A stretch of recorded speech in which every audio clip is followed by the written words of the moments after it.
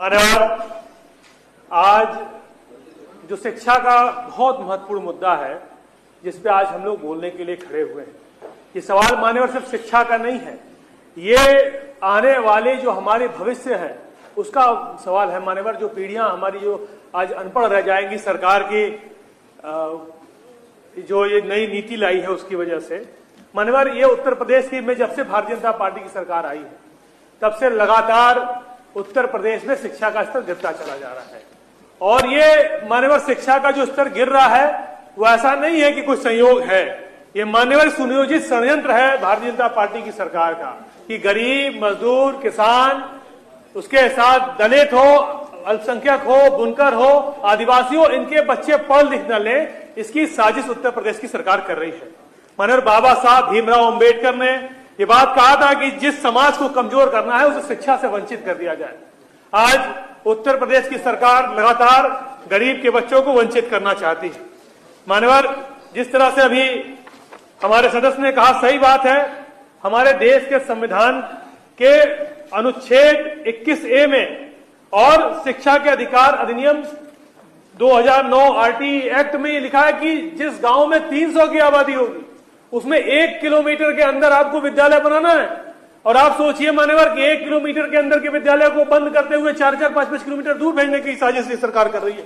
मान्यवर, इसी एक्ट के सेक्शन 3(1) में लिखा हुआ है कि प्राथमिक विद्यालय निकटतम विद्यालयों में प्राप्त होने का अधिकार देता है। जो निकटतम विद्यालय हो वहां पर आप शिक्षा का अधिकार आपको मिलता है। और सेक्शन 3(3) में यह लिखा है कि विकलांग जो बच्चे होंगे उनको होम ट्यूशन देने का काम भी सरकार को करना पड़ेगा। लेकिन आज उत्तर प्रदेश की जो सरकार है मान्यवर, वो लगातार अभी जब लोकसभा चल रही थी फरवरी के महीने में, तो एक प्रश्न के जवाब में वहां उन्होंने कहा कि 2017-18 से लेकर 2023-24 तक 26,040 सरकारी विद्यालय उत्तर प्रदेश के या तो मर्ज हुए या तो बंद हुए। और अभी मान्यवर, अभी 16 जून 2025 को एक प्रशासनिक पत्र के में जिसमें लिखा 10,827 प्राथमिक विद्यालय मर्ज के फलस्वरूप बंद कर दिए गए। मान्यवर, यूडाइस डाटा है, उस डाटा के अनुसार बताना चाहते हैं कि प्राथमिक विद्यालय में 1,52,18,397 बच्चे पढ़ रहे हैं।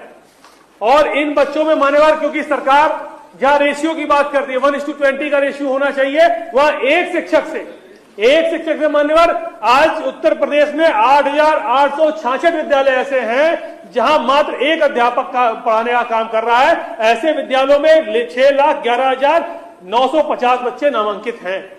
और आप मान्यवर, मैं कहना चाहता हूं कि सारी की सारी साजिश इसलिए भी हो रही है कि भर्ती सरकार न करे। भर्ती को रोकने के लिए सुप्रीम कोर्ट के हलफनामे में प्रमुख सचिव का जो हलफनामा है उसमें उन्होंने कहा कि 3,08,316 पद अभी भी रिक्त हैं आज प्राथमिक विद्यालय में। मान्यवर, हम अगर बात करें संविधान के अनुच्छेद 46 की, अनुच्छेद 46 जो नीति निर्देशक तत्वों में का उल्लंघन ये सरकार कर रही है, जिसमें स्पष्ट कहा गया है कि राज्य का यह प्रयास होगा कि वो शिक्षा और आर्थिक हित में अनुसूचित जाति, अनुसूचित जनजाति, समाज के अन्य कमजोर वर्गों को विशेष सुरक्षा और प्रोत्साहन प्रदान करेगी। लेकिन सरकार जहां एक तरफ चाह रही है कि किस तरह से उत्तर प्रदेश के प्राथमिक विद्यालयों में ताला लग जाए, गरीब, मजदूर, किसान, बुनकर का बच्चा न पढ़ सके, इस साजिश उत्तर प्रदेश की सरकार कर रही है। मान्यवर, मैं कहना चाहता हूं कि अगर ये विद्यालय बंद करेंगे तो लाखों शिक्षक, प्रधानाध्यापक, शिक्षा मित्र, अनुदेशक सबके ऊपर प्रभाव पड़ेगा और बेरोजगारी लगातार बढ़ती जा रही है। जिस तरह से मान्यवर, क्योंकि आप जब विद्यालय दूर हो जाएंगे और कोई ट्रांसपोर्टेशन का माध्यम सरकार का नहीं रहेगा तो और सरकार के अधिकारी जबरदस्ती जाकर वहां के पेरेंट्स से साइन करवाने का काम कर रहे हैं कि आप इसमें साइन करिए, अपनी सहमति देने का काम करिए। और लगातार इस तरह से सरकार की जो साजिश है उस साजिश मान्यवर यही है कि किस तरह से सरकार शिक्षा से वंचित कर दे। ये सरकार मान्यवर जो बात करती है सबका साथ और सबका विकास की, कि गरीब और वही सबका साथ और वही सबका विकास होगा जिसमें गरीब का बच्चा विद्यालय के बाहर जाके खड़ा होगा। आज अमृतकाल के समय केवल अमृतकाल में अमीरों के बच्चों को पढ़ाने का ये जो तरीका सरकार खोज रही है कि अमीर के बच्चे पढ़ लिख जाएं और गरीब के बच्चे न पढ़ लिख पाएं, मैं आपसे मान्यवर मांग करता हूं कि जो विद्यालय बंद हुए हैं उसको तत्काल सरकार रद्द करे, जो अपना आदेश इन्हें बंद करने का दिया है उसे रद्द करे। रिक्त जितने शिक्षक हैं, शिक्षकों के पद है, उनको तुरंत बहाल किया जाए। हमारे शिक्षा मित्रों को दोबारा मौका दिया जाए और शिक्षा मित्रों को शिक्षक के रूप में दोबारा समान अवसर मिले। हमारे अनुदेशकों को भी पैसा